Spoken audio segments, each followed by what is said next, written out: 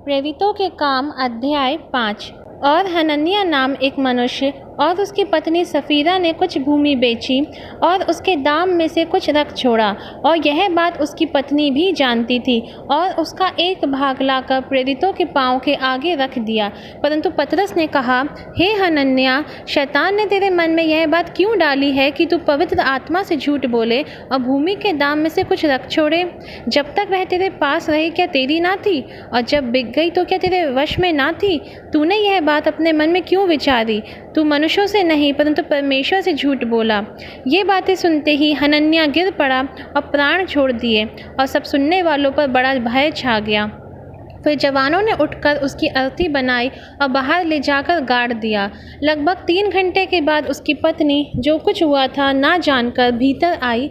तब पतरस ने उससे कहा, मुझे बता, क्या तुमने वह भूमि इतने ही में बेची थी? उसने कहा, हाँ, इतने ही में। पतरस ने उससे कहा, यह क्या बात है कि तुम दोनों ने प्रभु की आत्मा की परीक्षा के लिए ऐसा किया है? देख, तेरे पति के गाड़ने वाले द्वार ही पर खड़े हैं और तुझे भी बाहर ले जाएंगे।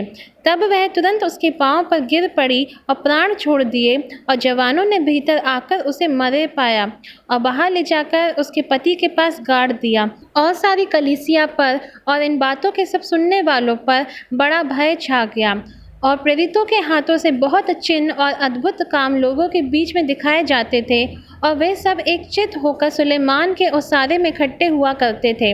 परंतु औरों में से किसी को यह हियाव न होता था, उनमें जा मिले तो भी लोग उनकी बड़ाई करते थे।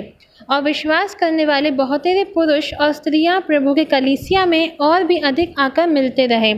यहाँ तक कि लोग बीमारों को सड़कों पर ला लाकर खाटों और खटोलों पर लिटा देते थे कि जब पतरस आए तो उसकी छाया ही उनमें से किसी पर पड़ जाए। और यरूशलेम के आसपास के नगरों से भी बहुत लोग बीमारों और अशुद्ध आत्माओं के सताए हुओं को ला लाकर इकट्ठे होते थे, और सब अच्छे कर दिए जाते थे। तब महायाजक और उसके सब साथी जो सदूकियों के पंथ के थे, डाह से भर उठे और प्रेरितों को पकड़कर बंदीगृह में बंद कर दिया। परंतु रात को प्रभु के एक स्वर्गदूत ने बंदीगृह के द्वार खोलकर उन्हें बाहर लाकर कहा कि जाओ, मंदिर में खड़े होकर इस जीवन की सब बातें लोगों को सुनाओ। वे यह सुनकर भोर होते ही मंदिर में जाकर उपदेश देने लगे। परंतु महायाजक और उसके साथियों ने आकर महासभा को और इजराइलियों के सब पुरनियों को इकट्ठे किया और बंदीगृह में कहला भेजा कि उन्हें लाएं। परंतु प्यादों ने वहां पहुंचकर उन्हें बंदीगृह में ना पाया, और लौटकर संदेश दिया कि हमने बंदीगृह को बड़ी चौकसी से बंद किया हुआ और पहरे वालों को बाहर द्वारों पर खड़े हुए पाया, परंतु जब खोला तो भीतर कोई न मिला। जब मंदिर के सरदार और महायाजकों ने ये बातें सुनी तो उनके विषय में भारी चिंता में पड़ गए कि यह क्या हुआ चाहता है। इतने में किसी ने आकर उन्हें बताया कि देखो, जिन्हें तुमने बंदीगृह में बंद रखा था, वे मनुष्य मंदिर में खड़े हुए लोगों को उपदेश दे रहे हैं। तब सरदार प्यादों के साथ जाकर उन्हें ले आया, परंतु बरबस नहीं, क्योंकि वह लोगों से डरते थे कि हमें पत्थरवाह ना करें। उन्होंने उन्हें फिर लाकर महासभा के सामने खड़ा कर दिया, और महायाजक ने उनसे पूछा, क्या हमने तुम्हें चिताकर आज्ञा ना दी थी कि तुम इस नाम से उपदेश ना करना? तो भी देखो, तुमने सारे यरूशलेम को अपने उपदेश से भर दिया है, और उस व्यक्ति का लहू हमारी गर्दन पर लाना चाहते हो।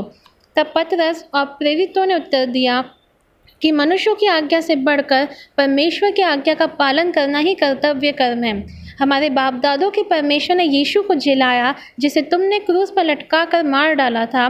उसी को परमेश्वर ने प्रभु और उद्धारक ठहराकर अपने दाहिने हाथ से सर्वोच्च कर दिया कि वह इजरायलियों को मन फिराव की शक्ति और पापों की क्षमा प्रदान करे। और हम इन बातों के गवाह हैं, और पवित्र आत्मा भी, जिसे परमेश्वर ने उन्हें दिया जो उसकी आज्ञा मानते हैं। यह सुनकर वे जल गए और उन्हें मार डालना चाहा। परंतु गमलीएल नाम एक फरीसी ने, जो व्यवस्थापक और सब लोगों में माननीय था, न्यायालय में खड़े होकर प्रेरितों को थोड़ी देर के लिए बाहर कर देने की आज्ञा दी। तब उसने कहा, हे इजराइलियों, जो कुछ इन मनुष्यों से किया चाहते हो, सोच समझ के करना, क्योंकि इन दोनों से पहले यूदास यह कहता हुआ उठा कि मैं भी कुछ हूँ, और कोई 400 मनुष्य उसके साथ हो लिए, परंतु वह मारा गया, और जितने लोग उसे मानते थे सब तितर बितर हुए और मिट गए। उसके बाद नाम लिखाई के दिनों में यहूदा गलीली उठा और कुछ लोग अपनी ओर कर लिए, वह भी नाश हो गया, और जितने लोग उसे मानते थे सब तितर-बितर हो गए।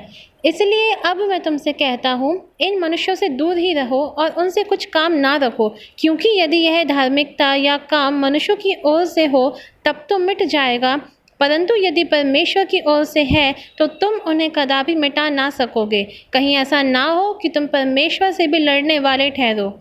तब उन्होंने उसकी बात मान ली और प्रेरितों को बुलाकर पिटवाया और यह आज्ञा देकर छोड़ दिया कि यीशु के नाम से फिर बातें ना करना। वे इस बात से आनंदित होकर महासभा के सामने से चले गए कि हम उसके नाम के लिए निरादर होने के योग्य तो ठहरे, और प्रतिदिन मंदिर में और घर-घर में उपदेश करने और इस बात का सुसमाचार सुनाने से कि यीशु ही मसीह है, ना रुके।